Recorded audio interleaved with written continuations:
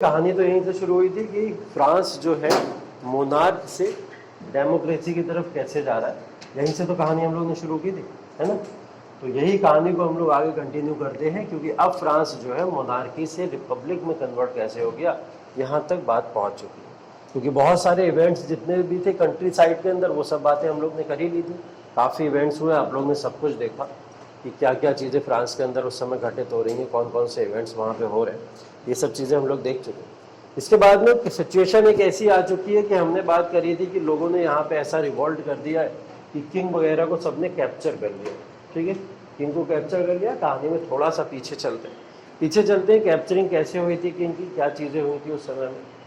मैंने बताया था कि नेशनल असेंबली का फॉर्मेशन हो चुका था, और नेशनल असेंबली क्या कर रही थी, वहाँ पे लीड करने वाली थी अगला।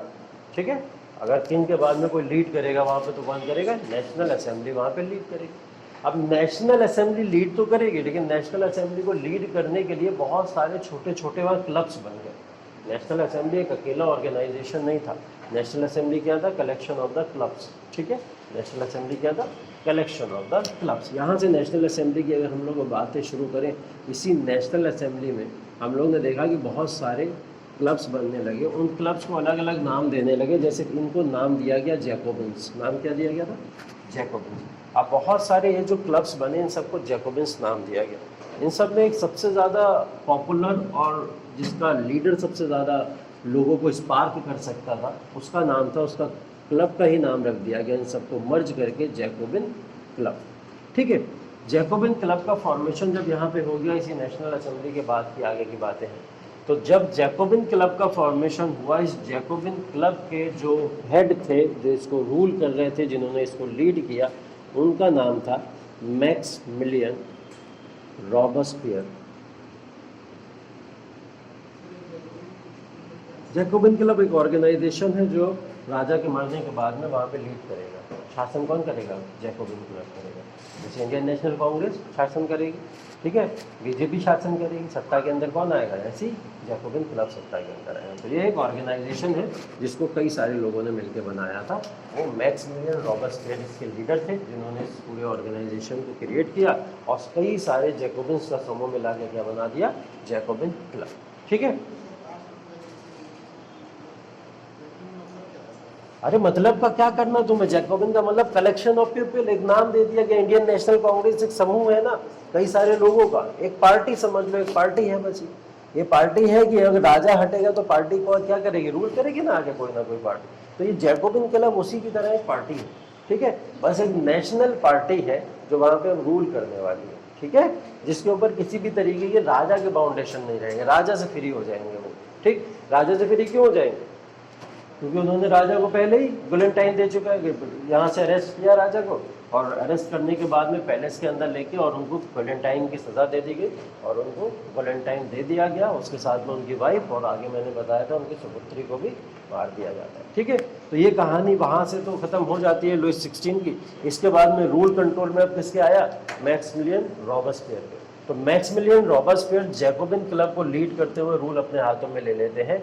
इसी रूल को जब ये अपने हाथों में लेते हैं, तो मैंने आपको बताया था कि इंडिया के अंदर कोई सेलिब्रेट भी करता है इस चीज़ को, इसी चीज़ को सेलिब्रेट करता है।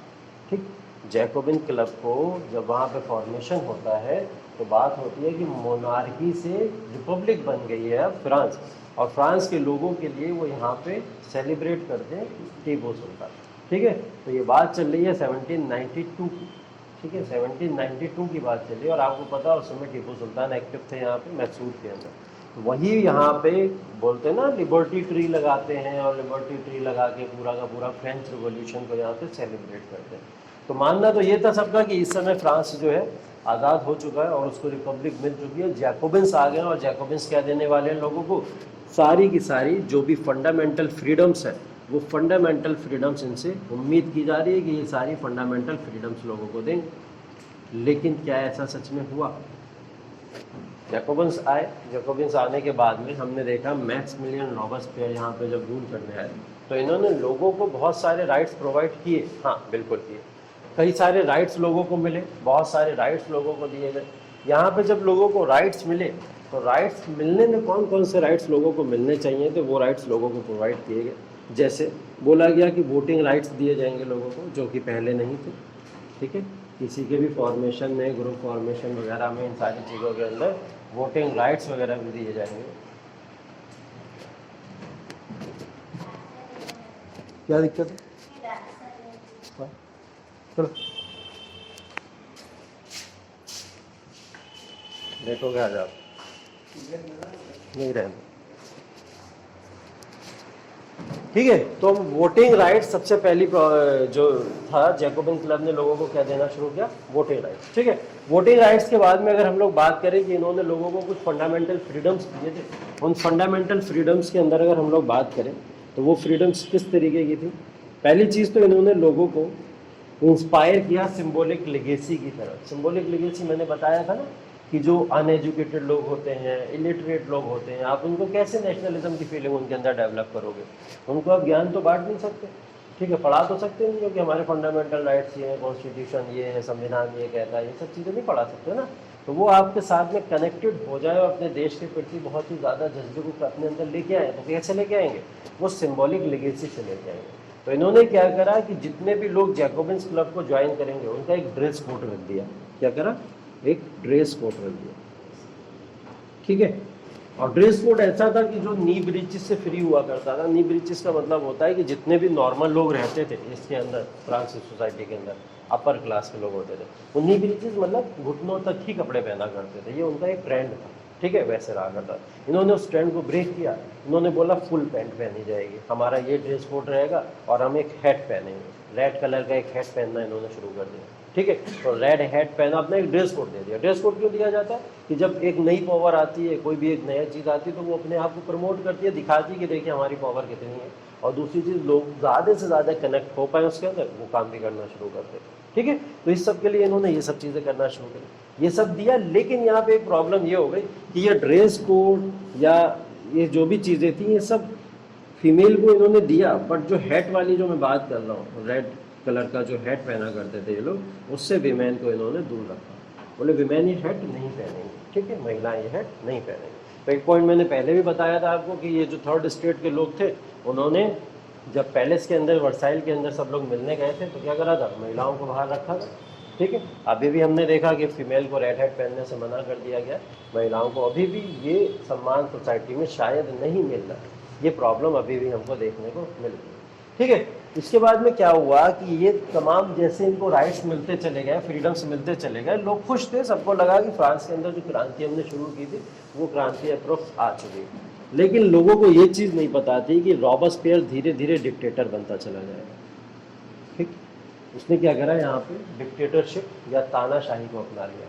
जब उसको लगा फ्रांस पूरा मेरे कंट्रोल में है, मैं जैसा चाहूँगा फ्रांस में वैसा करूँगा। अब ये बहुत नफरत किया करता था कंजर्वेटिव से। किससे? जो भी कंजर्वेटिव्स हुआ करते थे। कंजर्वेटिव्स कौन? जो किंग की आइडियोलॉजी या चर्च की आइडियोलॉजी को सपोर्ट करते हैं, वही तो हुए कंजर्वेटिव सारे के सारे। तो लिबरल्स और रेडिकल्स ये लोग थे सब। और कंजर्वेटिव्स वो कौन थे? जो पूरे चर्च के आइडियाज़ को या फिर किंग के आइडियाज़ को सपोर्ट करते हैं। अब आप फ्रांस में से ऐसे लोगों को निकाल के फेंक तो नहीं दो। अगर वो किसी आइडियोलॉजी को सपोर्ट करते हैं तो लेट देम सपोर्ट, उनको करने दो सपोर्ट, क्या प्रॉब्लम है? अब उसका मतलब ये थोड़ी है कि वो उनको लाना ही चाहते हैं, क्रांति करें तो उनको मार के फेंको, जो भी करना है। इसने अपनी डिक्टेटरशिप इस हद तक ले गया कि कंजर्वेटिव्स को ढूंढ ढूंढ के इसने गिलोटाइन की सज़ा देना शुरू कर दी। ठीक है, सबको ढूंढता था, जो भी लगता था कि मेरे आइडियाज़ के ज़रा सा भी अगेंस्ट में, ज़रा विपरीत होता था। जैसे हमारे यहाँ इंडिया में नहीं चलता था, स्पाइस सिस्टम राजा लागू कर दिया करते थे कई सारे, ऐसे इसने भी करके रखा था वहाँ पे। ये जैसे इसको पता लगता था कोई भी कंजर्वेटिव है या आइडिया ऑफ किंग के अगेंस्ट जा रहा है या रॉबस्पियर की ज़रा भी कोई चुगली कर रहा बैठे, ठीक है, तो वो तुरंत उसको पकड़ता था और पकड़ के उसको गुलेंटाइन की सज़ा दे दिया करता था। बहुत सारे लोगों को इसने गुलेंटाइन दिया। बोला गया कि मारते मारते मारते मारते इसने फ्रांस की पॉपुलेशन 50% कर दी। ठीक है, इतना इसने लोगों को मारा वहाँ पर। ठीक, ऐसा बोला जाता, कहावत है ये एक्चुअल में, लेकिन 50% करी नहीं थी। ठीक, लेकिन बहुत बेइंतहा लोगों को इसने वहाँ पे मारा, क्योंकि इसको लगा करता था जो भी थोड़ा बहुत अपोज करता है मुझे, या जो भी ऐसी सोसाइटी है, क्योंकि फ्रांस की सोसाइटी वो हो चुकी थी उस समय कि कोई भी रिवॉल्यूशन के लिए तैयार खड़ा रहता था किसी के भी सामने। जब वो लुई 16 से नहीं डरे तो फिर वो रॉबस्पियर वगैरह कौन उनसे डरेंगे? तो ये चीज़ उन्हें रहा करती थी, इसलिए फ्रांस के लोग खड़े भी हो जाया करते थे सामने आके।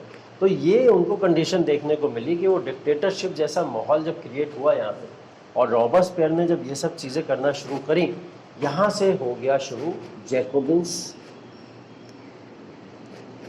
डाउनफॉल।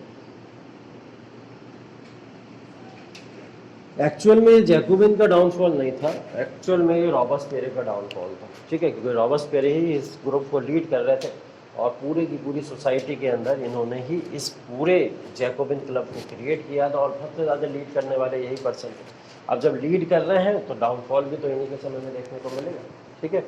तो जैकोबिन का ये जो डाउनफॉल है ये हुआ है ऐसे कि मैंने जो बताया कि ये जब डिक्टेटर की तरह काम करने लगा 1792 के अंदर ये समय आया था और 1793 तक, कब तक? 1793 तक। तो हम कह सकते हैं 1792 से लेकर 1793 को rain of terror, rain of terror, डर का माहौल रहा करता था पूरे फ्रांस के अंदर। इस 92 से 93 के रीजन को पूरे के पूरे हम लोग जो भी यहाँ पे सारे इलाके थे उन सारे इलाकों के अंदर ये रेन ऑफ टेरर रहा करता था। सारे लोग रॉबस्पियर से डरा करते थे और डरने का मतलब कभी भी डेमोक्रेसी या रिपब्लिक नहीं होता है, ठीक है। तो लोग तो इसी चीज़ की डिमांड कर रहे थे, इवन लिबरल्स और रेडिकल्स भी डरने लगे थे जो इनके सपोर्टर थे। तो बाद में इनके सपोर्टर ही इनके अगेंस्ट में खड़े हो गए कि आप ये कर क्या रहे हो कि फ्रांस के अंदर आपने अंधाधुन आके गर्दनें काटना शुरू कर दी, मजाक चल रहा है यहाँ पे कोई, ठीक। तो ये पूरी की पूरी सोसाइटी को ख़त्म कर दोगे ऐसे तो इनके अगेंस्ट में आवाज़ उठना शुरू हुई। जब इनके अगेंस्ट में आवाज़ उठना शुरू हुई तो वहाँ से फॉर्मेशन होता है कन्वेंशन का। कन्वेंशन भी क्या है? जैकोबिन क्लब की तरह एक अगेन क्या है, पार्लियामेंट की तरह एक फॉर्मेशन हुई कन्वेंशन की। कन्वेंशन का मतलब होता है फॉर्मेशन ऑफ पार्लियामेंट। इस एक नई पार्लियामेंट यहाँ पे बनी, हम जिसको कन्वेंशन कहते हैं, यहीं पे 1793 के अंदर यहाँ पे कन्वेंशन का फॉर्मेशन होता है। देखो फॉर्मेशन किस किस का हो रहा है, कब कब हो रहा है, ये चीज़ें थोड़ी ध्यान रखने वाली हैं। जैसे नेशनल असेंबली का फॉर्मेशन हुआ, जैकोबिन क्लब आया, जैकोबिन क्लब के बाद में कन्वेंशन आया, ठीक है। अब इसके बाद में डायरेक्टरी रूल्स भी आएंगे, ठीक। तो ये सब क्रोनोलॉजी को याद रखिएगा, ये कौन सी चीज़ किसके बाद में आई, ठीक। बोला जाता है ये कन्वेंशन क्या थी? इलेक्टेड असेंबली थी। क्या है ये? Elected assembly. मतलब आपको पता है कि लोगों को वोटिंग राइट्स मिल चुके हैं और वोटिंग राइट्स 21 साल से ज़्यादा के जितने भी लोग हैं उन सबको वोटिंग राइट्स मिल गए एक्सेप्ट विमेन। विमेन को वोटिंग राइट्स नहीं है, बाकी 21 साल से ऊपर जितने भी लोग हैं सबको वोटिंग राइट्स है, ठीक है। यहाँ पे जिनके पास प्रॉपर्टी है या जिनके पास प्रॉपर्टी नहीं है सबको वोटिंग राइट्स है। ये बहुत पॉजिटिव पॉइंट था फ्रांस के अंदर उस समय जब कन्वेंशन का फॉर्मेशन हुआ। तो बोले इलेक्टेड असेंबली जो आई उसने सबके लिए यहाँ पे वोटिंग राइट्स दे दिए, चाहे आप आपके पास प्रॉपर्टी हो चाहे आपके पास प्रॉपर्टी ना हो, तो इन सब के बेसिस पे आपको वोटिंग राइट्स यहाँ पे मिल जाएंगे। लेकिन महिलाओं को अभी भी यहाँ पे कोई भी वोटिंग राइट नहीं दिया गया, ठीक है।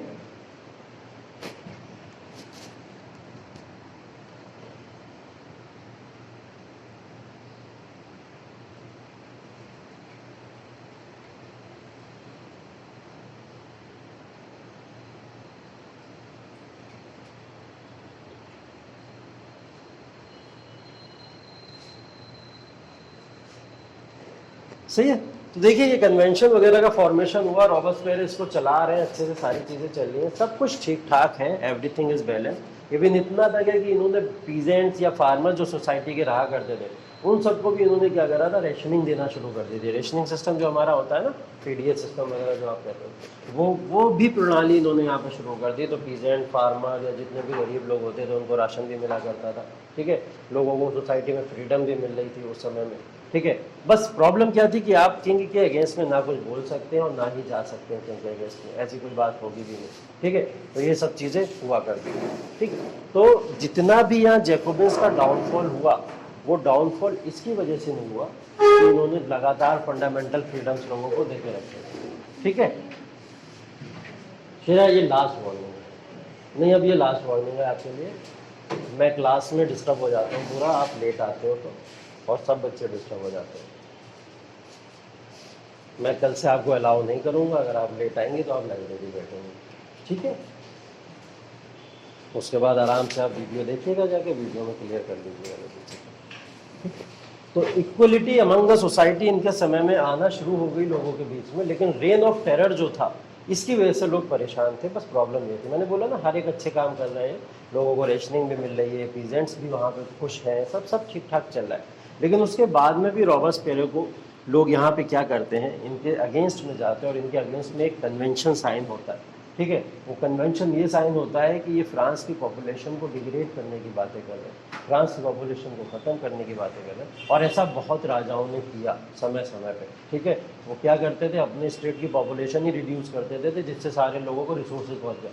ठीक, रिसोर्सेज नहीं बढ़ाए, क्या करा, पॉपुलेशन ही कम कर दी कि जिससे सारे लोगों को रिसोर्सेज पहुँच जाए। हिटलर को देखा आप लोगों ने, ठीक है, हिटलर का भी अभी आप पढ़ोगे आगे चल के, हिटलर ने भी यही किया अपने समय में।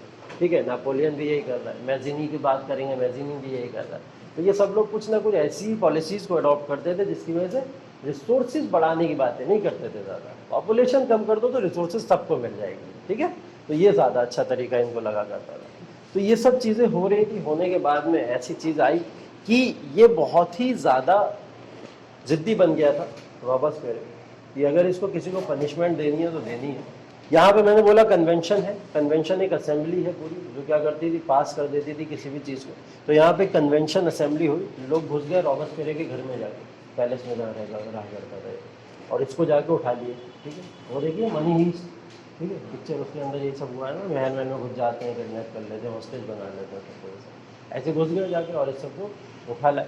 उठाने के बाद में से वहीं पे जाके महल में कैद कर दिया। कैद करने के बाद में बोले कि असेंबली अभी तुरंत ऑर्डर पास करे कि हम रॉबस्पियर के रूल के अंडर में नहीं रहने वाले। ठीक है, तो जब सारे लोग भड़के हुए हैं, जनता पूरी भड़की हुई थी और असेंबली के भी सारे लोग भड़के हुए थे, तो बोला चलो ठीक है, क्या करना चाहिए फिर। बोले बहुत लोगों को इसने गिलोटाइन दिया, इसको भी गिलोटाइन देना चाहिए। ठीक है, तो इसको पकड़ के लाए, वहीं लिटाया, लंबा लंबा ऊपर से लटकाया और छोड़ दिया।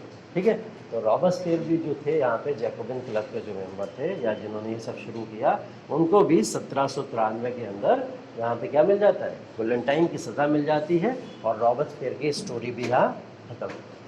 ठीक, मिल गई फ्रांस को आज़ादी? अभी भी नहीं हुई। जहाँ से आए थे वहीं पहुँच गए।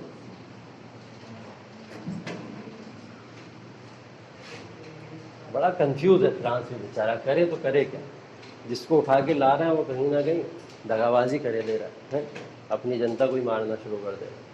रॉबस्पियर यहाँ से हटे, यहाँ हटने के बाद में तुरंत शुरू हो जाता है जैकोबिन क्लब को एक्चुअली में एबॉलिश तो नहीं किया जाता है, लेकिन जैकोबिन क्लब का कोई यूज़ भी नहीं बचा था क्योंकि उससे लीडर लोग जितने भी थे उन सबको हटा दिया गया। हटाने के बाद में यहाँ पे शुरू होता है डायरेक्टरी रूल।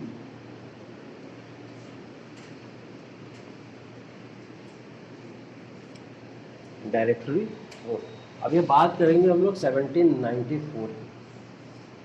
ठीक है, और ये 1794 से ये 1799 तक की बात कर रहे हैं हम लोग। ये है डायरेक्टरी रूल। ठीक, इस डायरेक्टरी रूल के अंदर जब फ्रांस के अंदर ये डायरेक्टरी रूल आया तो इसका मतलब क्या है, इस चीज़ को समझने की कोशिश करते हैं थोड़ा। डायरेक्टरी रूल का मतलब था डायरेक्शन के अकॉर्डिंग रूल करना। ठीक है, डायरेक्शन के अकॉर्डिंग रूल करना, किसकी direction, according to the public.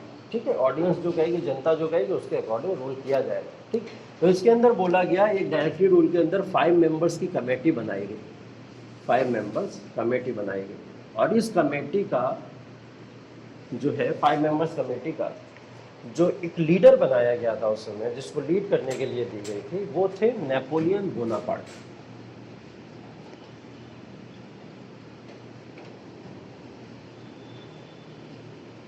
ठीक, नेपोलियन बोनापार्ट। अब नेपोलियन बोनापार्ट यहाँ पे सबसे ज़्यादा ऑब्वियस सी बात है, काफ़ी पॉपुलर भी था उस समय, क्रांति जो चल रही थी उन सारी चीज़ों में, क्योंकि नेपोलियन जो है फ्रांस से ज़्यादा दुनिया का भ्रमण किया करता था, ऐसा बोला जाता है, क्योंकि ये फ्रांस में ज़्यादा कम एक्टिव रहता था और यूरोप की और कंट्रीज़ में ज़्यादा एक्टिव रहता था कि किसी को कोई राइट्स चाहिए, कोई फंडामेंटल फ्रीडम चाहिए, तो वहाँ पे नेपोलियन जाके बोल दिया करता था। तो इन सब चीज़ों की वजह से पॉपुलरिटी इसकी ठीक ठाक थी। तो फ्रांस के अंदर जब डायरेक्टरी रूल आया तो डायरेक्टरी रूल के अंदर इसको बनाया गया प्रेसिडेंट, नेपोलियन को बनाया गया। नेपोलियन चलता रहा 94 से लेकर 99 तक सारी चीज़ें चलती रही। मतलब रूल किसके हाथ में, पब्लिक के हाथों में डायरेक्ट है, और यहाँ पे डायरेक्टरी रूल चल रहा है। ऐसा नहीं है कोई राजा बना बैठा है, कोई किंग बना बैठा है। इसने क्या करा था, डायरेक्टरी रूल ने आके सबसे पहले भाई फ्यूडल सिस्टम कुछ नहीं होता है, सारी चीज़ें ख़त्म, सब कुछ ख़त्म कर दिया यहाँ पे आके। इसने बोला कि रूल सिर्फ और सिर्फ पब्लिक के अकॉर्डिंग होगा। मतलब अब वो जो मोनार्की है, हमने देखा एक्चुअल में रिपब्लिक के फॉर्म में क्रिएट हो चुकी है, ये बात तो क्लियर है। अब रिपब्लिक के फॉर्म में भी क्या डिक्टेटरशिप हो सकती है? अगर कहीं रिपब्लिक है तो वहाँ डिक्टेटरशिप हो सकती है या नहीं हो सकती है? क्वेश्चन आप लोग के लिए। अगर कहीं रिपब्लिक है तो वहाँ डिक्टेटरशिप हो सकती है या नहीं, हमेशा डेमोक्रेट ही रहेगा वो? हो सकती है, पॉसिबल है। तो फिर फ़ायदा क्या हुआ रिपब्लिक लाने का? हाँ,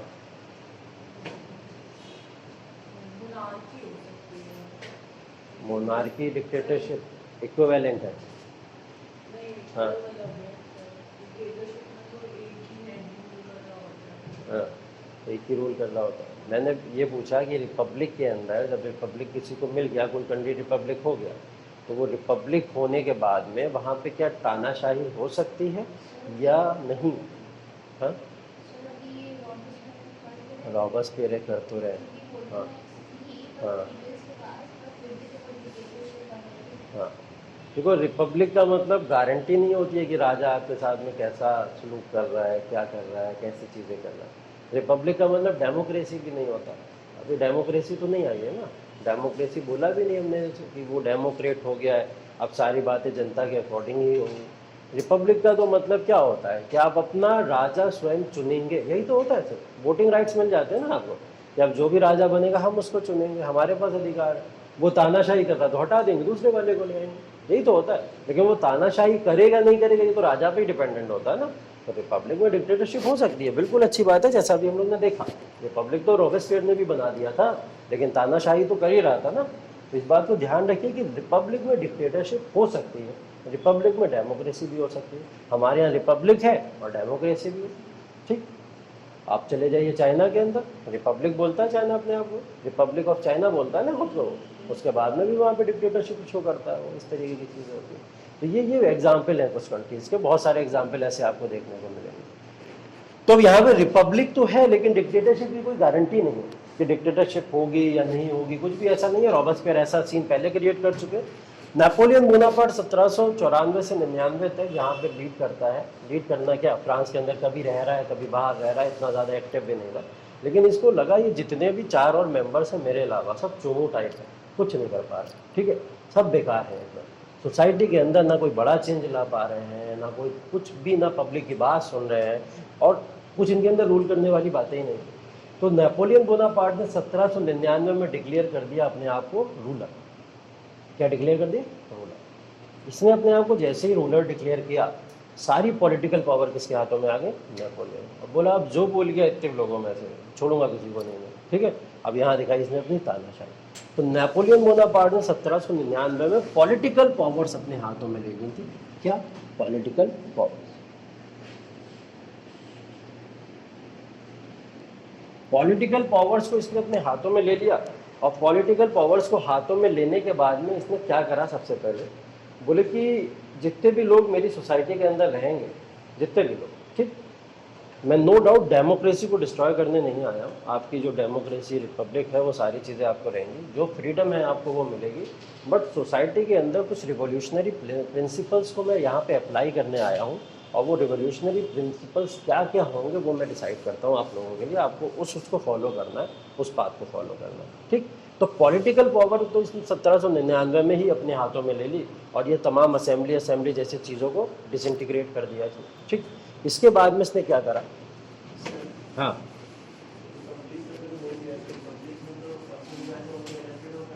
हाँ हाँ जी, रिपब्लिक के अंदर वोटिंग राइट्स मिलते हैं हमेशा, ठीक है, वोटिंग राइट्स मिले। अभी आपने देखा होगा कि पाकिस्तान रिपब्लिक था, डेमोक्रेट भी था, ठीक। क्या हुआ 1999 के अंदर? परवेज़ मुशर्रफ आए, और आने के बाद में क्या करा? आर्मी रूल लगवा दिया। आर्मी रूल लगा बहुत, हमने देखा ना रिपब्लिक एक कैसे तरीके से आर्मी रूल के अंदर चला गया, मिलिट्री पावर बन गया। अभी रिसेंटली हमने म्यांमार का केस देखा, म्यांमार के अंदर भी सेम हुआ, आर्मी रूल लग गया वहाँ पे ऐसे करके। तो वो अगर रिपब्लिक है तो वो डिक्टेटर नहीं बनेगा, ऐसी कोई गारंटी नहीं है, पहली बात है। और इसने बोला कि आपने वोटिंग राइट्स से उन 5 लोगों की असेंबली को चुना था, हेड मुझे बनाया था, वोटिंग से ही तो चुना गया था उन लोगों को। तो जब चुना गया था तो बोले अब वोट्स जब कराए जाएंगे तो उन वोट्स में मुझे ही जिताना, क्यों मैं ही आपका राजा हूँ और यहाँ अब मैं ही रूल करूँगा, ठीक। उसने इस चीज़ को यहाँ पे डिक्लेयर कर दिया। उसने यहाँ पे इलेक्शन ख़त्म नहीं किया, वोटिंग राइट्स ख़त्म नहीं किया। उसने कहा इलेक्शन भी लड़ोगे, वोटिंग राइट भी लड़ोगे, बस गाँव से जब निकला करोगे तो बंदूक लेके मेरे 4 आदमी खड़े रहा करेंगे कि वोट किसे दोगे जाके, नेपोलियन को जाकर दे दो, ठीक है। वैसे देखा ना पुरानी पिक्चरों में ऐसा होता है कुछ ऐसे करके, गाँव के पीछे गुंडे खड़े रहते हैं कि किसको वोट देना है। तो इस तरीके की चीज़ें यहाँ पे ये जो थी, ये डिक्टेटरशिप आना धीरे धीरे शुरू हो गई। 1799 से लेकर 1804 तक इसने अपने आप को इंडिपेंडेंट रूलर डिक्लेयर कर दिया। 1804 में ये कोड बिल लेके आया जिसको हम लोग कहते हैं 1804 नेपोलियन कोड। हाँ वही 1804 के अंदर नेपोलियन कोड आता है जिसके अंदर इसके रिवोल्यूशनरी प्रिंसिपल्स, ऐसे प्रिंसिपल्स को लाके ये यहाँ पे अप्लाई कर देता है कि वो प्रिंसिपल्स ना इससे पहले फ्रांस की सोसाइटी को कभी मिले थे और ना ही शायद मिल सकते थे। अगर नेपोलियन ने दिए तो शायद मिल गए इनको, वरना नहीं मिलते। जैसे सबसे पहला प्रिंसिपल था इसका कि private property will be owned by private individuals. यहाँ की सरकार दिखी आपको, राजा सरकार कुछ दिखा आपको यहाँ पे? तो इसका क्या मतलब है? फ्रीडम दी जा रही है लोगों को। प्राइवेट प्रॉपर्टी, जिसकी प्रॉपर्टी है वो प्रॉपर्टी अपनी ओन कर सकते हैं, कोई इनकी प्रॉपर्टी नहीं लेगा, ठीक। तो ये लोगों के लिए बहुत खुशी की बात थी कि भाई हमारी प्रॉपर्टी हमको वापस मिली जा रही है, सारी प्रॉपर्टी हमको वापस दी जा रही है। दूसरा इसने बोला इक्वलिटी बिफोर लॉ।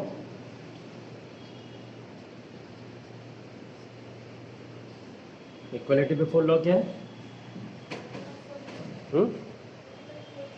मीनिंग समझा? पढ़ा हुआ आप लोग का?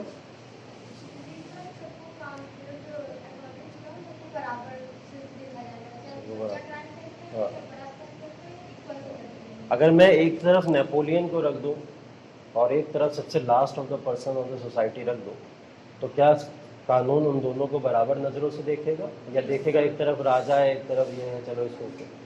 तो नेपोलियन होगा या फिर last of the person of the society होगा, उन दोनों को कानून यहाँ पे दोनों को इक्वल निगाहों से ही देखेगा, ठीक है। अब ऐसी चीज़ जब ये यहाँ पे करेगा तो लोगों का भरोसा, ट्रस्ट बढ़ जाएगा ना कि नेपोलियन ने उठा के हमको अपने साथ में रख लिया। अब नेपोलियन भी कुछ अगर गलत नहीं कर सकता, ये बात सबको भरोसा हो जाएगा यहाँ पे, वरना नेपोलियन अपने आप को चेक एंड बैलेंस करवाता ही क्यों अगर ऐसी चीज़ें होती हैं। तो इस चीज़ ने लोगों का भरोसा बहुत तेज़ी से जीतना शुरू कर दिया, ठीक। तीसरी चीज़ ये थी कि जो पीजेंट्स हुआ करते थे, पीजेंट्स के ऊपर बहुत ज़्यादा, जो हमेशा से हम लोग ने देखा, जो लैंडलॉर्ड्स वगैरह होते हैं उनके ऊपर बहुत ज़्यादा टॉर्चर वगैरह या जो भी चीज़ें करते हैं, तो इसने पीजेंट्स को फ्री कर दिया था फ्रॉम मैनोरियल ड्यूज़। मैनोरियल ड्यूज़ बोला जाता है, ये मैनोरियल का मतलब है कि जो लैंडलॉर्ड्स होते थे या साहूकार, अगर आप लोग हिंदी में बोलो, साहूकार जितना भी वो दिया करते थे इन लोगों को, क्या उधारी वगैरह जो भी कर्ज दिया करते थे, उन सारे कर्ज से इसने फ्री किसको कर दिया? फार्मर्स। वहाँ के फार्मर्स अब ज़्यादा साहूकारों या लैंडलॉर्ड्स या फिर मैनोरियल के चक्कर में नहीं पड़ेंगे, उनको उन सारी चीज़ों से एकदम फ्री कर दिया गया, ठीक। ट्रांसपोर्ट एंड कम्युनिकेशन सिस्टम को भी बहुत इम्प्रूव किया इसने, वहाँ का ट्रांसपोर्ट एंड कम्युनिकेशन सिस्टम भी काफ़ी इम्प्रूव कर दिया। सोसाइटी के अंदर ये भी है, डेवलपमेंट भी चल रहा है, ठीक, सारी चीज़ें ठीक ठाक चल रही हैं। Right to property, equality before law, peasants free हो गए मैनोरियल ड्यूज से, ट्रांसपोर्ट कम्युनिकेशन, ये सब चीज़ें पैरेलल चल रही, ठीक। लेकिन इसके बाद में ऐसा क्या होता है कि नेपोलियन से लोग नाराज़ हो जाते हैं, नेपोलियन से लोग नाराज़ हो जाते हैं। देखो जैसे, हाँ, इसने भी वुमेन्स को राइट्स नहीं किया, अभी राइट, वोट के राइट की बात ही नहीं हुई है, वोटिंग राइट्स की बात नहीं हुई है, ठीक है। राइट्स तो वुमेन को 1946 तक नहीं मिले, 1946 में पहली बार महिलाओं को वोटिंग राइट्स मिले थे, ठीक है। तो पहली बार, और मिले कहाँ है? यहीं फ्रांस के अंदर ही मिले, ठीक है। तो फ्रांस में ही वोटिंग राइट, देखिए बोला जाता था कि फ्रांस के अंदर, फ्रांस एक ऐसी जगह थी पूरी दुनिया के अंदर, पूरी दुनिया के अंदर एक प्रोवर्ब यूज होता है फ्रांस के लिए कि when France is sneezes all the Europe gets cold, ठीक। जब फ्रांस चीखता है तो पूरे यूरोप को ठंड लग जाती है, ठीक। ये प्रोवर्ब यूज होता था वहाँ पर उस समय, और सच में ऐसा होता था। कोई भी क्रांति शुरू हो रही है, कुछ भी हो रहा है, कहीं से कुछ भी हो रहा है, जैसे हमारे यहाँ का बंगाल, वैसे वहाँ का फ्रांस, यूरोप का फ्रांस हुआ करता था। तो कहीं ना कहीं अगर कोई भी स्पार्क पकड़ती थी, कोई भी क्रांति, तो वो फ्रांस से ही पकड़ती थी।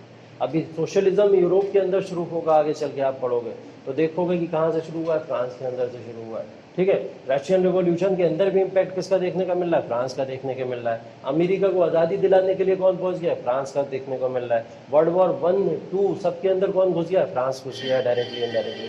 तो वर्ल्ड के अंदर जितनी भी चीज़ें हुआ करती थी वो फ्रांस उसमें डायरेक्टली और इनडायरेक्टली कहीं ना कहीं इन्वॉल्व रहता था। और आज के समय में फ्रांस कहाँ है पता नहीं। ठीक है, क्योंकि ये जो है सारी की सारी चीज़ें, कैपिटलिज्म का एक आइडिया इतना प्रमोट हुआ सोसाइटी के अंदर, तो उस आइडिया ने सारे सोशलिज्म, कम्युनिज्म, इन सारे आइडिया को दबा दिया। ठीक है, तो यूएसए, ब्रिटेन, ऐसी हमको सोसाइटी बहुत ऊपर जाती हुई देखते हैं। ठीक, और इंडिया भी धीरे धीरे अगर कैपिटलिज्म को अपना लेगा तो इंडिया भी बहुत ऊपर जाता हुआ दिखेगा। तो जो भी सोसाइटी कैपिटलिज्म को अपनाती चली जाती है वो सोसाइटी अपने आप को पीक पे पहुंचाना शुरू कर देती है। लेकिन कैपिटलिज्म क्या होता है, कभी भी अच्छी कॉन्सेप्ट है, बहुत बढ़िया कॉन्सेप्ट है कैपिटलिज्म, ग्रोथ कराता है इकोनॉमी का, कंट्री का, बट उसके अंदर गारंटी नहीं होती कि लोगों का एक्सप्लॉयटेशन होगा या नहीं होगा। ठीक है, हो सकता है लोगों का एक्सप्लॉयटेशन भी हो सकता है, पूंजीवादी व्यवस्था है ना। और पूंजीवादी व्यवस्था के अगेंस्ट में कार्ल मार्क्स क्यों खड़े थे, लेनिन क्यों खड़े थे, स्टालिन क्यों खड़े थे, इसीलिए तो खड़े थे क्योंकि पूंजीवादी व्यवस्था सोशलिज्म जैसे कॉन्सेप्ट को खा जाती है। ये rationing system, PDS system, reservation, ये वो सब खत्म, कुछ नहीं। पब्लिक अपने आप अपनी सेल्फ डिपेंडेंट है, वर्कर्स और पब्लिक के बीच का मसला है, कर ले जो करना है। ठीक है, एम्प्लॉय है और आपको जो भी है फैक्ट्री और इंडस्ट्री के बीच का ही पूरा मसला रह जाता है। पूरे कैपिटलिज्म को एक इंडस्ट्री मान लिया गया था जब कार्ल मार्क्स ने इसको डेफिनेशन दी, बोले कैपिटलिज्म एक इंडस्ट्री है और उस इंडस्ट्री के अंदर एक काम कराने वाला है और एक काम करने वाला है। काम कराने वाला हमेशा काम करने वाले का एक्सप्लॉयटेशन करता है, ये उन्होंने थ्योरी दे दी थी, बोले हमेशा करता है। लेकिन कार्ल मार्क्स इस थ्योरी को कभी भी सोसाइटी के अंदर इम्प्लीमेंट नहीं कर पाए। बोला जाता है कि पैसे वैसे नहीं थे उनके पास, इतना अपनी बुक्स को पब्लिश नहीं करा पाए या जो भी चीज़ें नहीं कर पाए सोसाइटी के अंदर। वो बोले तो बहुत कुछ, लेकिन उनकी बातें ज़्यादा लोगों तक पहुंच नहीं पाई, इसलिए क्योंकि वो मीडिया नहीं थी उनके पास में, पब्लिश कराने के लिए पैसे नहीं थे, न्यूज़पेपर मैगजीन वगैरह नहीं थी। लेकिन उनके बाद उनकी सोच के जो लोग आए, जैसे लेनिन आए, ठीक है, उन्होंने आके उनकी सारी बुक्स को कलेक्ट किया, पब्लिश कराया, बोले सोशलिज्म का कॉन्सेप्ट उन्होंने ये दिया। और एक कार्ल मार्क्स एक बात और भी कह के गए थे, उन्होंने बोला था सोशलिज्म का एक्सट्रीम आइडिया आपको कम्युनिज्म पे ले जाएगा, और सोशलिज्म का एक्सट्रीम आइडिया जहाँ पे सोशलिज्म काफ़ी समय तक हावी हो जाता है वहाँ पे कम्युनिज्म आना तय, एकदम तय। और कम्युनिज्म फिर क्या हो जाता है, कम्युनिज्म क्या हो जाता है, कम्युनिज्म का मतलब क्या होता है, साम्यवाद किसको कहते हैं हम?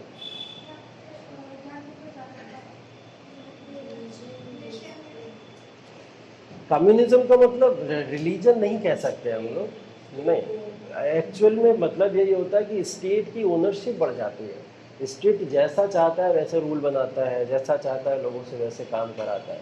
यहाँ पे फिर स्टेट का बढ़ जाता है, गवर्नमेंट का बढ़ हाँ, ट्रेड यूनियंस वगैरह इसीलिए बाद में क्रिएशन हुआ ट्रेड यूनियंस कि नहीं, अगर आपका कोई भी पॉलिटिकल फ्रीडम यहाँ पे कोलैप्स हो रही है तो आप अगेंस्ट में आवाज़ उठाएंगे किसके थ्रू, ट्रेड यूनियंस। ट्रेड, ये सब इंडस्ट्रियल रिवॉल्यूशन से बन गई थी। इंडस्ट्रियल रिवॉल्यूशन जब शुरू हुआ था, ब्रिटेन, अमेरिका वगैरह ये सब बातें की थी, वहाँ से ट्रेड यूनियंस भी बन गई, क्योंकि लोगों को पॉलिटिकल फ्रीडम, राइट्स भी तो चाहिए थे ना। अब आप काम कराते रहो जानवरों की तरह लोगों से, लेकिन लोग आपसे कुछ कह भी नहीं सकते, तो कहने के लिए कोई तो एक यूनियन होना चाहिए। सरकार हमारी बात क्यों सुनेगी, हम प्राइवेट काम कर रहे हैं, प्राइवेट इंडस्ट्री में कर रहे हैं, तो सरकार कोई गारंटी लेती नहीं थी। जैसे आज के समय में प्रोटेक्शन ऑफ द वर्कर्स दिया जाता है ना, फंडामेंटल राइट है आपके, आज के समय में नहीं है। ठीक है, बोला जाता है जितने भी इंडस्ट्री में काम कर रहे हैं, मजदूर हैं, जो भी हैं, उनको एक फंडामेंटल फ्रीडम दी जाती है, उनकी हेल्थ की ये सब चीज़ें, सिक्योरिटी भी दी जाती है। लेकिन पहले ऐसा नहीं था, पहले स्टेट कहती थी या तो आर्मी में आ जाओ, तो राजा कहता था तो मैं तुम्हारी गारंटी ले लूँगा, या फिर इंडस्ट्री में काम करोगे तो अपनी गारंटी खुद लो, हमारी कोई गारंटी नहीं। तो ये हुआ करता था पहले। ठीक, तो ये सब चीज़ें थी। खैर, तो नेपोलियन ने आके 1804 में जो कोड दिया, उस कोड के अंदर ये तमाम फ्रीडम्स लोगों को मिल चुकी थी। ठीक है, peasants free from manorial dues. Manorial dues मतलब देखो, साहूकार या जितने भी लैंडलॉर्ड्स होते हैं, जब किसान टैक्स नहीं दे पाते हैं, गवर्नमेंट को टैक्स नहीं दे पाते, तो क्या करते थे ये लोग उनको पैसे दे देते थे कि जो हम तुम्हें दे रहे हैं ये टैक्स के फॉर्म में दे दो। ठीक है, लेकिन इतने अच्छे थे नहीं, इन्होंने अगर किसी को उधारी दिया तो उस उधारी के बदले में उनसे उसका दुगना पैसा वापस लिया करते थे। ठीक, तो वो दुगना पैसा ये बेचारे कैसे वापस करेंगे, अगर इन पे होता ही तो यार से उधारी क्यों लेते। ठीक, इसलिए इस मैनोरियल ड्यू से फ्री कर दिया था किसने, नेपोलियन इन लोगों की, इनके ऊपर ऐसा कोई ड्यूज रखेंगे ही नहीं कि जिसकी वजह से ये सब चीज़ें हो। ठीक, चलिए, तो ये सब चीज़ें काफ़ी अच्छी थी नेपोलियन की, नेपोलियन इन सब चीज़ों में इन्वॉल्व होता चला गया, लेकिन अगेन नेपोलियन के अंदर वही प्रॉब्लम आ गई फिर से, डिक्टेटर वाली। डिक्टेटरशिप, आपने एक वर्ड सुना फ्रीबीज, बहुत चल रहा है, फ्रीबीज वाला कॉन्सेप्ट चल रहा है। अब इसने बेचारे ने रेशनिंग सारी चीज़ें दे रहा है सबको, सब चीज़ें देना शुरू कर दी इसने, लोगों को हेल्प भी कर रहा है। दिल्ली के अंदर देख रहे हो ना आप लोग, दिल्ली के अंदर फ्रीबीज जैसा कॉन्सेप्ट बहुत पॉपुलर होता है। तो केजरीवाल से लोगों ने बार बार बोला कि गलत कर रहा हूँ, फ्री में नहीं देना चाहिए, मुफ्तखोर दिल्ली बना रहा हो, ये कर रहा हूँ, वो कर रहा है सर। तो केजरीवाल ने गुस्सा हो गया एक बार, और गुस्सा करके बोला ठीक है, जिसको फ्री बीज नहीं चाहिए वो लोग अपना बिल आके दे दें। ठीक है, ठीक है, जिसको फ्री बीज नहीं चाहिए वो लोग इलेक्ट्रिसिटी का बिल दे दें आके, और बस के अंदर ट्रैवल का भी चार्जेस दे दें। मुफ्तखोर दिल्ली नहीं बनेगा, आप लोग अपने ऊपर डिपेंडेंट रहिए, सरकार का कर्ज कम हो जाएगा भाई, इसी बहाने। तो जिसको होना है डिपेंडेंट वो हो, जिसको नहीं होना वो ना हो। ठीक, अब इतना डेमोक्रेटिक आइडिया वाला नेपोलियन तो था नहीं। नेपोलियन बोला एक तो मैं फ्री में दे रहा तुम, ऊपर से तुम मुझे याद दिखा रहे, ठीक है, और रुको तुम जरा, ठीक है। तो इसने क्या करा, ऐसे लोग जो लोग अपोज किया करते थे कि जो लोग भी ये फ्री में एक राशन दे रहा है लोगों को, पीजेंट्स को ये सारे ड्यूज से फ्री कर रहा है, आपको फंडामेंटल फ्रीडम दे रहा है, इसके अगेंस्ट में भी कुछ लोग खड़े हुए थे, बोले ये सब क्यों कर रहा हो, ऐसा हमारे फ्रांस में नहीं होता, नई परंपरा मत डालो यहाँ पे। ठीक है, ये सब पुरानी चीज़ें थी जो थी उसको वापस लेके आओ यहाँ पे। ठीक है, बोले रुको तुम जरा, इनने पकड़ पकड़ के लोगों को कूटना शुरू किया। ठीक है, बोले चलो ठीक, और पकड़ पकड़ के सबको फिर वही बुलेटाइन वाला जो कॉन्सेप्ट चला करता था वहाँ, वो अभी भी खत्म नहीं हुआ है। तो इसने में क्या करा, ऐसे लोग जो इसको अपोज किया करते थे, जो इसके अच्छे कामों को भी अपोज करते थे, गुस्सा हो ही जाएगा है, कोई अच्छा काम कर रहा आप उसमें भी आप करो, तो वो क्या करेगा, इस समय तो उठा के उसको पनिश नहीं कर सकते, अलाउ नहीं है, जनता को फ्रीडम है। तब जनता की फ्रीडम सारी किंग के हाथों में थी, राजा के हाथों में थी, पॉलिटिकल लीडर के हाथों में थी। तो नेपोलियन ने क्या करा, इसी बहाने लोगों को उठाया और उठा के यहाँ पे अपनी डिक्टेटरशिप के दौरान लोगों को यहाँ पे मारना शुरू कर दिया। ठीक है, अब देखो प्रॉब्लम यहाँ पे ये हुई, एक तो डिक्टेटरशिप इसने यहाँ पे इम्प्लाई करी, dictatorship in any form is bad, किसी भी तरीके की हो डिक्टेटरशिप गलत ही होती है हमेशा, इसने किसी भी फॉर्म में की हो, लेकिन वो गलत ही किया सोसाइटी के लिए। सोसाइटी में ये सब चीज़ें, ऑब्वियस सी बात है कि आप राजा बनोगे, कहीं ऊंची पोस्ट पे पहुंचोगे तो आपको बहुत सारे चैलेंजेस को फेस करना पड़ेगा, कई सारे लोग आपके अपोज में ही होंगे, आप कुछ भी करो सोसाइटी के अंदर हमेशा। ठीक है, तो वो सब लोग आपके अपोज में रहेंगे ही रहेंगे कभी ना कभी। तो नेपोलियन ने ये यहाँ पे थोड़ा सा इमोशनल डिसीजन लिया और लोगों के अगेंस्ट में यहाँ पे इस तरीके की चीज़ें करने लगे। ये करते करते नेपोलियन ने लगभग 1804 से लेकर 1815 तक यहाँ पे रूल किया है। ठीक है, कब तक, 1815 तक। और 1815 तक जब तक इसने रूल किया है, अब यही मत सोच लेना कि नेपोलियन सब अच्छे काम ही कर रहा था इसलिए उसने जनता को मार दिया होगा। ठीक है, जनता जो उसके अगेंस्ट में गई होगी मतलब जनता बुरी होगी, ऐसा मत सोच लेना। हाँ, ये भी है कि नेपोलियन जो सारे काम कर रहा था उसमें कुछ काम ऐसे भी थे जिससे जनता सच में खुश नहीं थी। ठीक है, और वो चाहती थी कि उन सारी चीज़ों से फ्री होना। जैसे विमेन के राइट्स की भी बात करी किसी ने, तो विमेन के राइट्स अभी भी नहीं थे। विमेन ऑर्गेनाइजेशन बहुत सारे बने अलग अलग, और उन विमेन ऑर्गेनाइजेशन ने इसके समय में आवाज़ें उठाई, बोले कि हमको वोटिंग राइट्स चाहिए। हम लोग लगातार फ्रांस के रिवॉल्यूशन में शुरू से लगे हुए, जब से फ्रांस का रिवॉल्यूशन शुरू हुआ है हम इक्वली आपके साथ में पार्टिसिपेट भी करते हैं, इक्वल जहाँ ज़रूरत पड़ती है वहाँ पे आगे भी खड़े होते हैं। फ्रांस की दुकानों को तो हम ही लोग ने लूटा था, शुरू तो हम ही लोग ने किया था, और आप हम ही को पीछे फेंक दे रहे हो उठा के, हमें वोटिंग राइट्स नहीं दोगे, हमें कहीं नहीं ले जाओ। तो इसको लेके विमेन ऑर्गेनाइजेशन बहुत सारे शुरू हो गए, और विमेन ऑर्गेनाइजेशन वो अपने राइट्स की डिमांड करते रहे, और इस पूरे रेन के अंदर हमको दिखा कि विमेन प्रोटेस्ट भी बहुत होते रहे। हाँ, नहीं, वुमेन रिवॉल्यूशन चल रहे थे कब से, रॉबर्टसपियर के समय से ही चल रहे थे, क्योंकि वोटिंग राइट वहीं पर डिक्लेयर हो गया था ना, रिपब्लिक। और रिपब्लिक के समय में वोटिंग राइट फीमेल को चाहिए था, वहाँ पे नहीं दिया गया। नेपोलियन आया, बोले कि नेपोलियन देगा, चलो नेपोलियन ने भी नहीं दिया, तो कोई भी नहीं दे रहा है वोटिंग राइट। जब नहीं देगा तो विमेन ऑर्गेनाइजेशन एक्टिव हो जाएंगे, और विमेन ऑर्गेनाइजेशन भी यहाँ से वर्क करना शुरू कर देंगे। पीजेंट्स का ऑर्गेनाइजेशन एक्टिव हो गए, पीजेंट्स अपने राइट्स की बात किया करते थे, बोले मैनोरियल ड्यूज तो दे रहे हैं आप लोग, लेकिन वो हमारे तक पहुंच नहीं पा रहा है, प्रॉब्लम हो रही है, ये सब चीज़ें बहुत सारी बातें होती थी।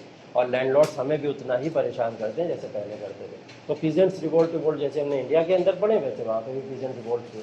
तो ये सब चीज़ें पैरेलल चल रही हैं, लेकिन नेपोलियन इन सब चीज़ों से बेखबर, उसको फ़र्क ही नहीं पड़ता था कि क्या मेरे अगेंस्ट में कौन जा रहा है, क्या कर रहा है। उसको ये पता था ज़्यादा बोलेंगे तो मेरे पास है तरीका, मुझे क्या करना है। ठीक, उसका ध्यान था नेपोलियन का यूरोप के ऊपर। ठीक है, नेपोलियन का फ्रांस के ऊपर इतना ध्यान नहीं था, किसके ऊपर था, यूरोप के ऊपर। Napoleon was a ruler who is known as the philosopher of imperialism in Europe. ठीक, philosopher of imperialism in Europe की बात अगर हम लोग करें तो वो साम्राज्यवाद के आइडिया को ला के पूरे यूरोप में स्टेबल करना चाहता था। ठीक, और वो साम्राज्यवाद, उसके लिए नेशनलिज्म का आइडिया पता क्या था? राष्ट्रवाद। उसके लिए राष्ट्रवाद फ्रांस की सोसाइटी में तो अपलिफ्टमेंट जैसे भी कर रहा हूँ करूँगा, लेकिन नेशनलिज्म तब तक अधूरा है, राष्ट्रवाद तब तक अधूरा है जब तक आसपास की जो टेरिटरी है उसको मैं अपने रेंज में ना मिला लूँ और उनको भी उसी तरीके से इम्प्रूव करूँ जैसा मैं फ्रांस को कर रहा हूँ। ठीक है, तो ये आइडिया क्या बन जाता है? इंपीरियलिज्म का आइडिया बन जाता है। साम्राज्यवाद उस चीज़ को कहते हैं कि जब आप नेशनलिज्म के एक पीक पॉइंट पे पहुंच जाए। नेशनलिज्म का पीक पॉइंट, नेशनलिज्म का पीक पॉइंट कहलाता है रोमांटिसिज्म।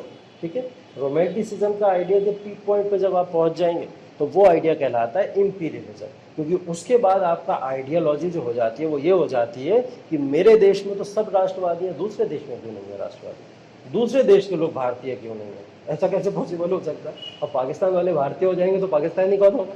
ठीक है, तो ये आइडिया कुछ लोग एडॉप्ट कर लेते हैं, तो उनके अंदर ये थिंकिंग आ जाती है कि साम्राज्यवाद ही असल चीज़ का सोल्यूशन है और साम्राज्यवाद ही नेशनलिज्म है।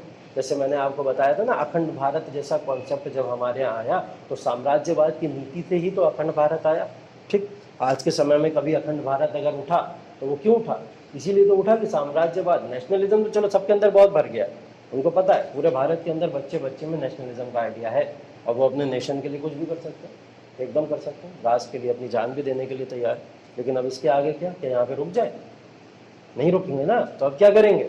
अब चलो पाकिस्तान पे कब्जा करें चल, अब चलो अफगानिस्तान पे कब्जा करें चल गए, चलो बांग्लादेश को छुड़वाए दो ना, वापस ले लेते हैं। ठीक, तो ऐसा अखंड भारत अब बनाएंगे तो ये क्या हो जाएगा? ये हो जाएगा साम्राज्यवाद। ठीक, तो साम्राज्यवाद की नीति यहाँ पे नेपोलियन ने अडॉप्ट करी और नेपोलियन बोनापार्ट ने इंपीरियलिज्म की पॉलिसी को इतना ज़्यादा एक्सपेंड कर दिया था कि फ्रांस के आसपास की जितनी भी टेरिटरी आप देखेंगे उस सब के ऊपर ये अटैक करता था और अटैक करके उसको लगभग जीत भी लिया करता था। ठीक है, लेकिन ये सब चीज़ें ज़्यादा समय तो चलेंगी नहीं। समय आया 1815। ठीक है, इसको इसी के देश के लोग उखाड़ के फेंक ही नहीं पाए, ये इतना पावरफुल था। ठीक है, अभी तक देखा ना, रॉबस्पियर को उखाड़ के फेंक दिया है, लुई 16 को उखाड़ के फेंक दिया है, सबको उखाड़ के फेंक दिया करते थे फ्रांस के लोग, लेकिन फ्रांस के लोग नेपोलियन बोनापार्ट को नहीं उखाड़ पाए। ठीक, नेपोलियन बोनापार्ट अपनी ही गलती से गया, अपनी गलती से 1815 की बात है, वर्ल्ड में एक प्रॉब्लम हो गई थी जिसको हम लोग बैटल ऑफ वाटरलू बोलते हैं, बैटल ऑफ वाटरलू। ठीक, ये बैटल ऑफ वाटरलू को some of the historians called as first world war. ठीक, कुछ लोगों ने इसको फर्स्ट वर्ल्ड वॉर का भी नाम दिया है, और क्योंकि ये एक बहुत बड़ा बैटल हुआ था इस समय। बैटल एक्चुअल में था ये कि नेपोलियन अपनी टेरिटरी से, फ्रांस से निकल के कुछ ऐसी टेरिटरीज़ पे कब्जा करने पहुंच गया था कि वो टेरिटरीज शायद इसकी पहुंच से बाहर थी, लेकिन ये अपने आप को बहुत सक्षम शासक समझता था और इसको लगता था कि ये सब पे कंट्रोल कर सकता है। उन सब की अगर मैं बात करूं तो पर्शिया कल मैं रिपब्लिक बताया था ना, छोटी तो नहीं है। अब पर्शिया के ऊपर आप पहुंच जाओ अटैक करने, तो पर्शिया के 8 लोग घेर के मारेंगे आपको पकड़ पकड़। ठीक है, तो पर्शिया के ऊपर अटैक करना इसकी एक नीति थी। इसने बोला कि पर्शिया के ऊपर अटैक करके पर्शिया को कंट्रोल कर लिया जाए। अब पर्शिया को कंट्रोल करना आसान नहीं था उस समय। ठीक, चलो बैटल ऑफ वाटरलू और पर्शिया, इसके बाद में ऑस्ट्रिया भी पावरफुल था, ऑस्ट्रिया भी उस समय पावरफुल था। वर्ल्ड वॉर 1, 2 या उससे पहले की बातें जब भी हम करेंगे तो ऑस्ट्रिया भी हमको थोड़ा बहुत पावरफुल यहाँ पे लगेगा। ठीक है, तो ऑस्ट्रिया भी हम लोग यहाँ पे देखेंगे। ठीक, इसके बाद में है ब्रिटेन। इससे तो कोई भी नहीं पंगा मोल लेता था, ये तो अपना अलग ही रहते थे। ठीक, इनसे तो कोई पंगा मोल नहीं लेता था। नेपोलियन यहाँ भी आ गया, नेपोलियन ने बोला लाओ ब्रिटेन हमें दो, बहुत चला लिया तुमने। ठीक, अब हम चलाएंगे। ठीक, तो ये ब्रिटेन की तरफ भी इन्होंने आग दिखाई थोड़ी सी। ब्रिटेन के अलावा पर्शिया से इस समय थोड़ा सा अलग हो गया था रशिया, और रशिया ने अपने आप को एक अलग अनाउंस कर दिया था कि हम लोग एक सेपरेट कंट्री। ठीक है, इस समय तक ये चीज़ें हो चुकी थी, क्योंकि जब आप रशियन रिवॉल्यूशन पढ़ोगे तो उससे पहले रशिया के अंदर एक वॉर ऑफ इंडिपेंडेंस भी हुआ। उस वॉर ऑफ इंडिपेंडेंस में वो पर्शिया से अपने आप को अलग कर लेते हैं, और ये वही समय था कि पर्शिया से रशिया अपने आप को अलग कर चुका था, तो रशिया भी इनके अगेंस्ट में ही था। तो ये सब चीज़ें अब देख रहे हो, आप सारी कंट्रीज जब एक साथ होती हैं और उसके रिवर्सेस कुछ होता है तो वो वर्ल्ड वॉर ही तो होता है, उसके अलावा क्या हो सकता है। बस यहाँ पे ये है कि फ्रांस का एक शासक अकेले लड़ रहा है इनसे, वहाँ पे हो सकता था फ्रांस के साथ कोई पावर खड़ी हो गई वर्ल्ड वॉर में आके, तो वो वर्ल्ड वॉर बन गया था। यहाँ पे अगर कोई भी ऐड हो जाता आके नेपोलियन बोनापार्ट में, तो ये सच में वर्ल्ड वॉर ही है। ठीक है, तो नेपोलियन बोनापार्ट के साथ में यहाँ पे 1815 में जब बैटल ऑफ वाटरलू हुआ, तो ब्रिटेन ने, पर्शिया ने, ऑस्ट्रिया ने और रशिया ने, इन चारों ने मिलकर, इसको कुछ इस तरीके से याद रख सकते हो आप,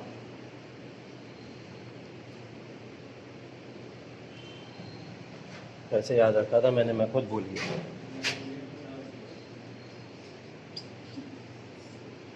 कैसे याद रखा था? PARB करके इसको बस याद कर लो, कुछ भी शॉर्ट ट्रिक से आपको याद हो जाएगा, बस याद करने के टेरिटरीज को जैसे भी आप याद कर लो।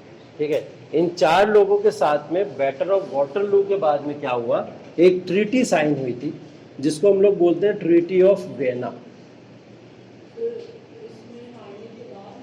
जी, नेपोलियन यहाँ हार जाता है। ठीक है, नेपोलियन यहाँ पे हारने के बाद में ट्रीटी ऑफ वेना उससे ज़बरदस्ती साइन करवा ली जाती है। बैटल ऑफ वाटरलू में देखिए, नेपोलियन मैंने बोला डेमोक्रेटिक आइडिया का पर्सन था, उसके ऊपर रिपब्लिक जैसी चीज़ें सवार थी। ठीक है, और वो नेशनलिज्म या समाजवाद को बहुत बढ़ावा देने की कोशिश भी करता था। ठीक है, लिबरल थॉट का था, रेडिकल पर्सन था। इसके अगेंस्ट में ये जितनी भी फोर्सेस खड़ी दिख रही हैं, ये सब कंजर्वेटिव आइडियोलॉजी की हैं, इसको मत भूलिएगा। ठीक है, ये सब कौन है, कंजर्वेटिव आइडियोलॉजी को, जो आइडिया ऑफ किंग को प्रमोट करती हैं, आइडिया ऑफ चर्च को प्रमोट करती हैं। इनके लिए राजा सर्वोपरि है, चर्च सर्वोपरि है, और हमेशा हर जगह पे मोनार्की रहनी चाहिए इन लोगों के अकॉर्डिंग। इनको क्या लगा था, नेपोलियन एक खतरा लगा बहुत बड़ा, और ऊपर से नेपोलियन अटैक करने भी पहुंच गया। तो नेपोलियन एक खतरा था कि नेपोलियन की वजह से फ्रांस के अंदर तो आया ही आया है सोशलिज्म जैसा कॉन्सेप्ट। अब धीरे धीरे क्या होगा, ये पूरे यूरोप में फैल जाएगा। यूरोप में फैलेगा तो इनकी भी सत्ता जाएगी, इनकी भी सत्ता जाएगी, इनकी भी सत्ता जाएगी, हर जगह ही पब्लिक विद्रोह कर देगी। ठीक, तो इसका डर था, इसलिए इन्होंने इनसे ट्रीटी साइन कराई जिसका नाम था ट्रीटी ऑफ वेना। तो हम लोग बोलते हैं नेपोलियन का जो वॉर था, जो हम लोग कहते हैं battle of Waterloo, was against the conservative forces.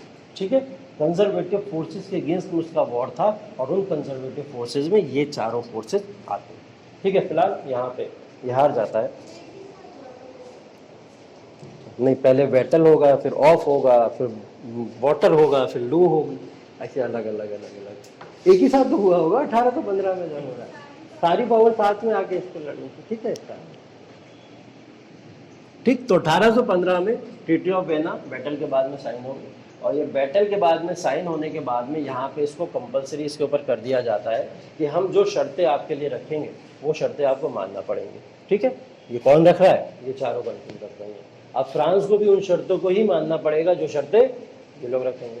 ठीक, क्या हुआ यहाँ पे, बैटल ऑफ वाटरलू के बाद में कंजर्वेटिव फोर्सेस की विजय हुई, कंजर्वेटिव फोर्सेस जीत जाती हैं। यहाँ पे 1815 में जो पावर आ जाती है, वो वापस से जितनी भी कंजर्वेटिव फोर्सेस हैं वो पावर को अपने हाथों में ले लेती हैं। कहाँ की, यूरोप की तो रहती है, अब किसकी पावर आ जाएगी, फ्रांस की भी पावर। तो फ्रांस की पावर अगेन हमने देखा कि कहाँ पहुँच गई है, कंजर्वेटिव फोर्सेस के हाथों में पहुँच गई है। और ये कंजर्वेटिव फोर्सेस क्या करती हैं वहाँ पे, बोले किसको हटाया था यहाँ से, बर्बन डायनेस्टी को वापस लाओ, बर्बन डायनेस्टी वापस आ जाती है। ठीक है, बर्बन डायनेस्टी जो राजा जिसका लुइस 16 किंग था, उसी के डायनेस्टी को वापस बुला लिया जाता है, क्योंकि खानदान मरा है, रिश्तेदार थोड़ी मरे। ठीक, रिश्तेदार तो हो।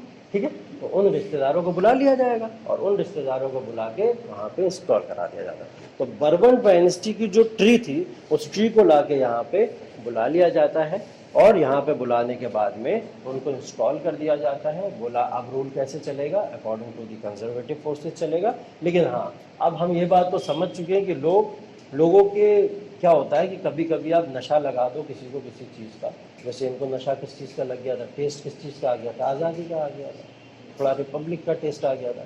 तो अगर रिपब्लिक का टेस्ट आ गया, अगर इनके ऊपर आप कोई ज़बरदस्ती करने की कोशिश करेगा तो ये तो चीर फाड़ देंगे पकड़ के। ठीक है, तो इनको ये बात पता थी कंजर्वेटिव फोर्सेज में। तो कंजर्वेटिव ने बोला कि चलो जैसा भी होगा, आप बर्बन फैमिली को लाओ, किसी को भी लाओ, लेकिन हम आपकी डायरेक्टरी रूल को ख़त्म नहीं करेंगे, डायरेक्टरी रूल को कंटिन्यू करेंगे, आपको जिसको चुनना हो चुनिएगा, लेकिन बर्बन फैमिली नहीं जाएगी। अभी तक तो हमने देखा था फ्यूडलिज्म को पूरी तरीके से ख़त्म कर दिया गया था यहाँ पे ना, तो वो फ्यूडलिज्म जैसा या फ्यूडल सिस्टम जैसा आइडिया यहाँ पे वापस आ गया। तो 1815 के अंदर बैटल ऑफ वाटरलू के बाद में कहानी जहाँ से लगभग शुरू हुई थी, कहानी वहीं पे आगे ख़त्म हो जाती है। ठीक है। तो ये पूरा फ्रेंच रिवॉल्यूशन के अंदर ये सारे सर्कमस्टेंसेस क्रिएट हुए थे, जिसकी वजह से हम लोगों ने देखा कि फ्रेंच रिवॉल्यूशन के अंदर जो चेंजिंग फेजेस हैं उसने फ्रांस के अंदर क्या ड्रामेटिकल आइडियाज़ को क्रिएट किया, और उन ड्रामेटिकल आइडियाज़ की वजह से पूरी यूरोप की सोसाइटी चेंज हुई, और उस यूरोप की सोसाइटी की वजह से भारत के ऊपर कितना इम्पैक्ट पड़ा। क्योंकि जब हमने देखा 1791 के अंदर कॉन्स्टिट्यूशन बन रहा था फ्रांस का, तो उन्होंने 3 आइडियाज़ को यहाँ पे अपनाया था। कौन कौन से? लिबर्टी, इक्वलिटी और फ्रेटर्निटी। ठीक है, ये सबको पता है। लिबर्टी, इक्वलिटी, फ्रेटर्निटी भारत में कहाँ से लिया गया? फ्रांस के कॉन्स्टिट्यूशन से लिया गया। तो फ्रेंच रिवॉल्यूशन से हमने इन 3 आइडियाज़ को वहाँ से यहाँ पे इंस्टॉल किया लाके। ठीक है, तो ये 3 आइडियाज जब हमने वहाँ से अडॉप्ट किए यहाँ पे, तो ये फ्रेंच रिवॉल्यूशन का सोचिए कहाँ कहाँ फ़र्क नहीं पड़ा होगा। हर जगह, रशिया के अंदर रिवॉल्यूशन भी पढ़ेंगे अभी आगे चल के हम लोग। ठीक है, जर्मनी इटली का यूनिफिकेशन भी पढ़ेंगे। तो इन सब की फोर्सेस पीछे किसकी थी? फ्रांस की ही पावर थी, जिसने ये सब चीज़ें करना वहाँ पे शुरू। ठीक है, अब ये सब चीज़ें यहाँ पे आके ख़त्म हो गई। हमने देखा फ्रांस का रिवॉल्यूशन शुरू हुआ 1789 से, और 1815 तक ये सारी चीज़ें आके यहाँ पे ख़त्म हो गई। तो क्या सच में हम लोग जिस फेस की बात कर रहे थे कि मोनार्की से डेमोक्रेसी बन गया फ्रांस, तो वो क्या बन पाया? अभी तक तो नहीं दिख रहा है, नहीं बन पाया कि फ्रांस एक मोनार्की था, मोनार्की से हमने देखा थोड़ा रिपब्लिक हुआ, थोड़ा कॉन्स्टिट्यूशनल मोनार्की भी आई, और कॉन्स्टिट्यूशनल मोनार्की के बाद में फिर कंजर्वेटिव फोर्सेस ने यहाँ पे आके अपना पूरा वो रूल इस्टेब्लिश कर दिया। अब जब वापस ये रूल इस्टेब्लिश हो गया, ये चल रहा है अपने समय के अनुसार, क्योंकि लोग भी अब क्या हुए, परेशान हो गए कि कब तक रिवोल्ट करेंगे, थक गए हैं, बार बार करो, बार बार वही चीज़ लौट जाती है, बार बार करो वही चीज़ लौट के आ जाती है। तो ये समय थोड़ा शांत रहा, इस समय में सारा फ्रेंच रिवॉल्यूशन ख़त्म हो गया। लेकिन फ्रांस के अंदर फिर से एक स्पार्क आया 1830 के अंदर। कब? 1830। ये पूरा फ्रांस यहाँ पे फ्रेंच रिवॉल्यूशन सिलेबस के अकॉर्डिंग आपका ख़त्म हो चुका है। ठीक है, फ्रेंच रिवॉल्यूशन का सिलेबस यही निकलता है।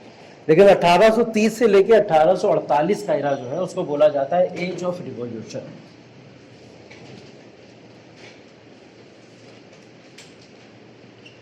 अच्छे कब? 1830 से लेकर 1848, ये वो इरा है जिसको बोला जाता है एज ऑफ रिवॉल्यूशन। अब एज ऑफ रिवॉल्यूशन जब यहाँ पे क्रिएट हुई, क्योंकि ये वो टाइम था कि जिस समय में लगभग सारी ही कंट्री, अगर हम लोग फ्रांस के अलावा जर्मनी पे आ जाएं, ठीक है, इधर जर्मनी के बाद में इटली पे आ जाएं, तो ये सब अपने आप को फ्री कराने के लिए उस समय में कोशिशें कर रहे हैं। क्योंकि ये सब जर्मनी इटली, जैसे मैंने आपको एग्जाम्पल भी दिया था कि जर्मनी कई सारे पार्ट्स में विकसित थी, ऐसी इटली भी कई सारे पार्ट में थे, ये अपने आप को यूनिफाई कराना चाहते थे। ठीक, तो इस समय में जब एज ऑफ रिवॉल्यूशन आई, तो एज ऑफ रिवॉल्यूशन के अंदर फ्रांस के अंदर एक नई आइडियोलॉजी का जन्म हुआ, और उस आइडियोलॉजी को बोला जाता था लिबरल नेशनलिस्ट।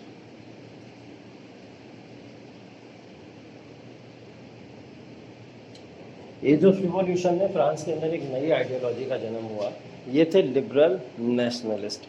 ठीक है, ये ट्रेडर्स थे, खास करके उस समय के ट्रेडर्स वगैरह बड़े बिजनेसमैन व्यापारी लोग हुआ करते थे, एजुकेटेड थे बहुत। ठीक, एजुकेटेड होने के साथ साथ में जैसे मैंने बताया था कल, प्रोफेसर, स्कूल टीचर्स वगैरह ये सारे लोग आए यहाँ पे, और इन्होंने अपने आप को लिबरल नेशनलिस्ट बोला। ठीक है, अभी तक हम लोग लिबरल से अलग पढ़ रहे थे, रेडिकल से अलग पढ़ रहे थे, ये सब चीज़ यहाँ लिबरल्स रेडिकल्स सब एक प्लेटफॉर्म पे आ गए, और उन्होंने अपना एक ग्रुप बना लिया जिसको हम लोग क्या बोलते हैं, लिबरल नेशनलिस्ट बोलते हैं। ठीक, इनकी आइडियोलॉजी सिंपल थी कि हमको फ्री कराना है फ्रांस को, जितने भी वो आप देख रहे हैं यूरोप के अंदर या फ्रांस के अंदर, इवन लिबरल नेशनलिस्ट सिर्फ फ्रांस को नहीं पूरे यूरोप को फ्री कराना चाहते थे। उन तमाम आइडियोलॉजी से जो मोनार्क सिस्टम चलाया करता था वहाँ, जो चर्च का रूल चला करता था, उस सब से खुद को फ्री कराना चाहते हैं। मतलब कंजर्वेटिव फोर्सेस से ही फ्री कराना अपने आप को लिबरल नेशनलिस्ट का एक टारगेट था। ठीक है, जितनी भी कंजर्वेटिव फोर्सेस थी उन सबको यहाँ पे फ्री कराने की ये लोग बात किया करते थे। ठीक है, वे ना, हाँ हाँ, किसकी? नहीं, नेपोलियन नहीं मरा, नहीं यहाँ पे मरा है। ठीक है, यहाँ पे नेपोलियन से बस बोला गया कि आप अपना रूल छोड़ देंगे, और रूल छोड़ने के बाद में ये जितनी भी ये जो भी कंट्रीज़ हैं, इन कंट्रीज़ के साथ में फ्रेंडली रिलेशन बनाएगा फ्रांस, और फ्रांस के अंदर वापस से क्या आएगा, मोनार्की सिस्टम आ जाएगा। मोनार्की सिस्टम बर्बन डायनेस्टी को वापस लाया जाएगा और वहीं पर रूल करेंगे। इनका टारगेट यही था। अगर नेपोलियन को ज़्यादा फैलने देते, ये नेपोलियन फैलते फैलते कहाँ तक आ जाता, वो पूरे के पूरे एशियन कॉन्टिनेंट तक चला आता और हर जगह पे यही चीज़ को अनाउंस कर देता कि अब सारी की सारी डिक्टेटरशिप ख़त्म, मोनार्की ख़त्म, और हर जगह क्या होगा, रिपब्लिक होगा। तो ये रिपब्लिक के आइडिया को प्रोड्यूस करता था पूरी तरीके से, और उसी के बाद यहाँ पे ठीक है 1830 के अंदर, जुलाई के अंदर, अब यहाँ पे मैं इसलिए बता रहा हूँ आपको, ये लिबरल नेशनलिस्ट ने क्या करा था, जुलाई 1930 के अंदर, और सॉरी 1830 के अंदर, यहाँ पे जो बर्बन डायनेस्टी थी, बर्बन डायनेस्टी को फाइनली उखाड़ के फेंक दिया। ठीक है, अब यहाँ पे बर्बन डायनेस्टी वापस कभी नहीं आएगी। ठीक, और यहाँ पे अब वापस क्या इस्टेब्लिश कर दिया गया, यहाँ पे बोला गया कि अब यहाँ पे कॉन्स्टिट्यूशनल मोनार्की चलेगी।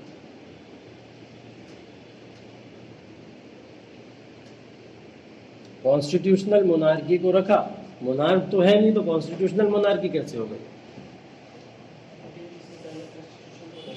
कॉन्स्टिट्यूशन तो है, कॉन्स्टिट्यूशन चल रहा है, राजा बैठा था तो कॉन्स्टिट्यूशनल मोनार्की भी थी। कैसा? अब यहाँ बोल रहे हैं कॉन्स्टिट्यूशनल मोनार्की ही रहेगी, लेकिन हम लोग बर्बन डायनेस्टी को उखाड़ के फेंक देंगे। ठीक, तो इसका क्या मतलब हो सकता है? हाँ, नहीं देखो, नहीं नेपोलियन मार गया आपका, नहीं 30 चल रहा था। कॉन्स्टिट्यूशनल मोनार्की बर्बन डायनेस्टी को हटाया गया, और बर्बन डायनेस्टी को हटाने के बाद में यहाँ पे एक नया किंग बैठाया गया जिसका नाम था लुइस फिलिप। ठीक है, ये बर्बन डायनेस्टी से नहीं था। ठीक है, मैंने क्या बोला, बर्बन डायनेस्टी उखाड़ के फेंकी गई है, किंगशिप है। ठीक है, और किंगशिप में लुइस फिलिप को क्या बना दिया गया, नया राजा यहाँ पे बना दिया गया। ठीक है, और अब यहाँ पे फाइनली कॉन्स्टिट्यूशनल मोनार्की इस्टेब्लिश हो चुकी है। किंग जो था वहाँ का लुइस फिलिप, वही किया करता था जैसे वहाँ की जनता उससे बोला करती थी। तो लुइस फिलिप को यहाँ का हेड बना दिया गया, मोनार्क का हेड ये बन गया था।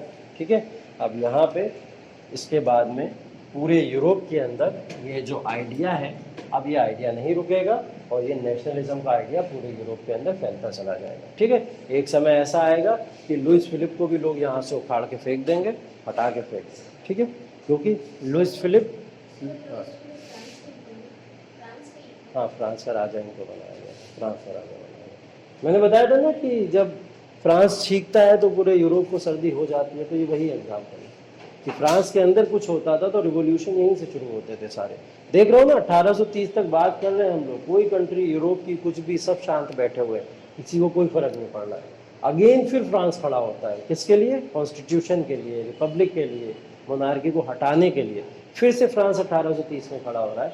जैसे ही फ्रांस खड़ा होता है फिर पोलैंड आ जाता है, पोलैंड कहता है हमको भी आज़ादी चाहिए। ठीक, पोलैंड के बाद में जर्मनी आ जाता है, जर्मनी कहता है हमको भी चाहिए। ठीक, ऑस्ट्रिया बाद में बोलने लगता है हमको भी चाहिए। इटली यूनिफिकेशन करने की बात करने लगता है। तो ये तमाम इतनी सारी कंट्रीज एक साथ खड़ी हो जाती हैं आगे, बोले जब फ्रांस इतनी मेहनत कर सकता है, इतने टाइम से स्ट्रगल कर रहा है, तो हमको भी स्ट्रगल करना चाहिए। और ये सब फिर अब अपनी अपनी फ्रीडम में लग जाते हैं। और टाइम एक ऐसा आया जो हम लोग देखते हैं 1940 तक का, उस 1940s तक में सारी कंट्रीज अपने आप को धीरे धीरे धीरे डेमोक्रेटिक बना ही लेती हैं। ठीक है, हाँ ये पूरा फ्रीडम है। ठीक है, इसी पूरे को फ्रीडम, जैसे हम लोग फ्रीडम स्ट्रगल पढ़ते हैं इंडिया का, वैसे ये फ्रीडम स्ट्रगल किसका है? यूरोप का। ठीक है, तो ये पूरा फ्रीडम स्ट्रगल यूरोप का। तो यहाँ पे जितना भी फ्रेंच रिवॉल्यूशन से रिलेटेड तथ्य थे वो सारे के सारे तथ्य यही हैं। ठीक है, इसके अंदर कुछ कुछ डेट्स आई हैं, कुछ ईयर आए हैं।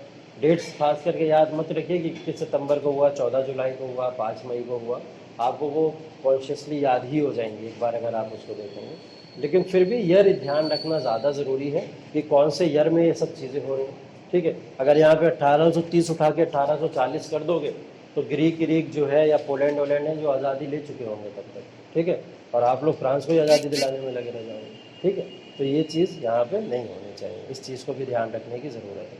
ठीक है, तो ये फ्रेंच का रिवॉल्यूशन लगभग यहाँ पे ख़त्म हो जाता है। फ्रेंच रिवॉल्यूशन के बाद अगला टॉपिक क्या है आपका?